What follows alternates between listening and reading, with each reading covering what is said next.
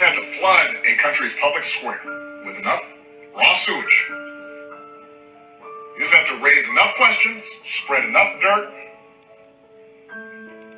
plant enough conspiracy theorizing that citizens no longer know what to believe. Once they lose trust in their leaders, in mainstream media, in political institutions, in each other, in the possibility of truth, the game's won. It does not appear that there's any kind of an effort up there yet. Now remember, oh my God. That looks like a second plane. Has just hit. See a plane go in. Today, our fellow citizens, our way of life, our very freedom came under attack in a series of deliberate and deadly terrorist acts.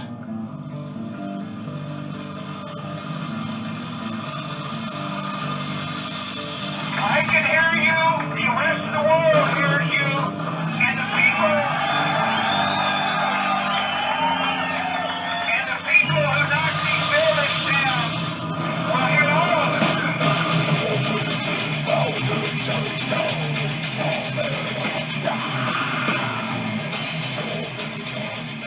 What you're watching here is a video I made back in 2011 after bin Laden was killed by SEAL Team 6. It was a tribute to G.W. Bush and the War on Terror. I once believed, as many others, the official narrative of the attacks that occurred on September 11, 2001. And here are the things that have forever changed my mind.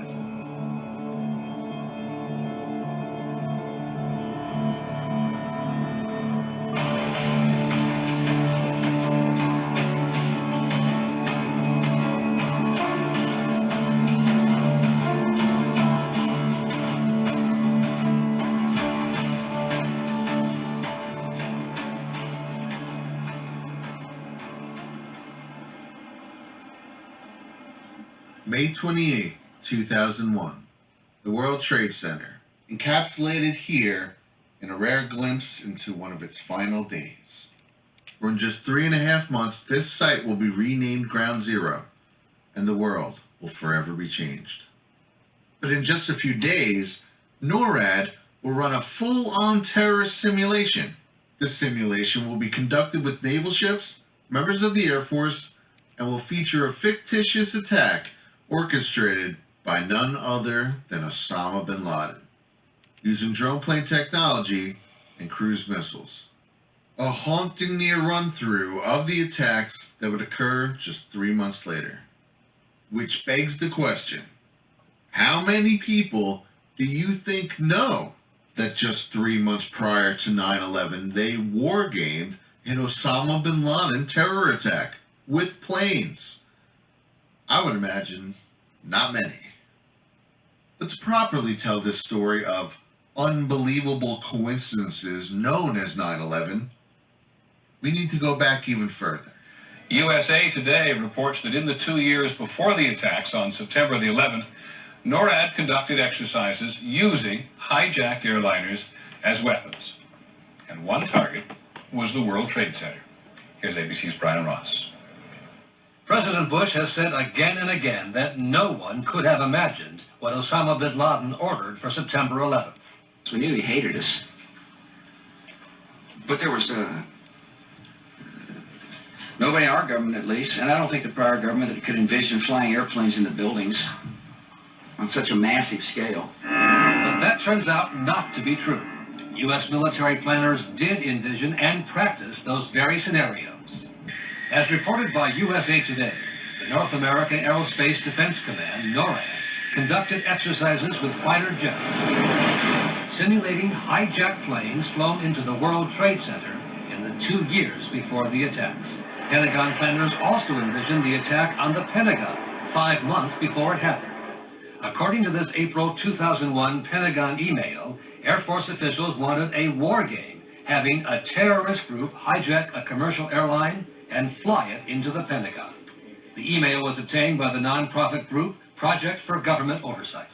But according to the Pentagon email, the plan was ultimately rejected by senior Pentagon officials as too unrealistic.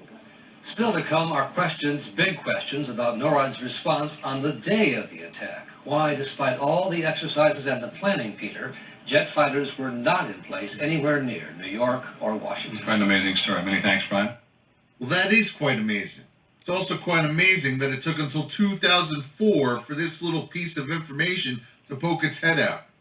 Because as Peter Jennings himself reported on the day of 9/11, our government were quite clear that, quote, none of them could have foreseen this coming. The question is, go to war with whom?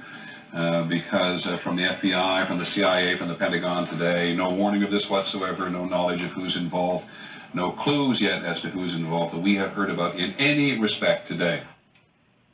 Now a proven lie. Which again poses the question, how many people do you think know that in the 24 months leading up to September 11th, NORAD conducted simulations including jets being flown into the World Trade Center and wanted to hold one with a commercial airliner being flown into the Pentagon? My guess would be next to zero. And while their request to run said simulation of a hijacked plane into the Pentagon just 5 months before September 11th was denied, it's of note that this request was for a second run-through of such an event, not a first. The Pentagon already hosted one that October 24th, 2000. A mass casualty event is held at the Pentagon featuring a plane smashing through to its courtyard, with full-scale models and everything. Which is interesting to me because I feel like this should be the #1 story every single September 11th. At very least, it should have been the first thing reported on in the immediate aftermath. It wasn't. Why would you want to hide these simulations from public knowledge? And going back to this initial description of Amalgam Virgo, it states that this was a, quote, planning exercise involving the hypothetical scenario of a cruise missile or UAV launched by a terrorist group. UAV stands for Unmanned Aerial Vehicle, otherwise known as a drone plane. These aircraft are remotely piloted with various degrees of autonomy, most infamous of these being introduced just 6 years prior to September 11th in 1995, the MQ-1 Predator. When you come down and look at its command and sensor systems capabilities, you'll find that by the year 2000, improvements in communication systems made it possible, at least in theory, to fly the drone remotely from great distances. It was no longer necessary to use close-up radio signals during the Predator's takeoff and ascent. Now, to many of us, it is believed that the U.S. went into Afghanistan in October of 2001. If you Google, when did the U.S. go to Afghanistan, it states that the U.S. went there in 2001. Even the Wikipedia page, Manhunt for Osama bin Laden, starts its timeline in November of 2001. But what if I told you it started before that? What if I told you that it started at least a year before that? What if I told you that the CIA was already in Afghanistan hunting bin Laden in the summer of 2000? What if I told you that their team name was the Bin Laden Unit and that they were using full-size Predator drone planes to do it? That's right, the Afghanistan hunt for Osama bin Laden started before the September 11th attacks. The only thing that changed following them was that now it no longer required secrecy. Now the hunt for bin Laden had the full consent of the public, along with new permission to launch a full-scale military invasion. Patience and understanding that it will take time to achieve our goals. Patience in all the sacrifices that may come. Today, those sacrifices are being made by members of our armed forces. To outright dismiss the idea that September 11th may have been planned by individuals in our own government is crazy. But that's just the start of it. Here's where the long list of, quote, incredible coincidences that are 9/11 begin to pile up.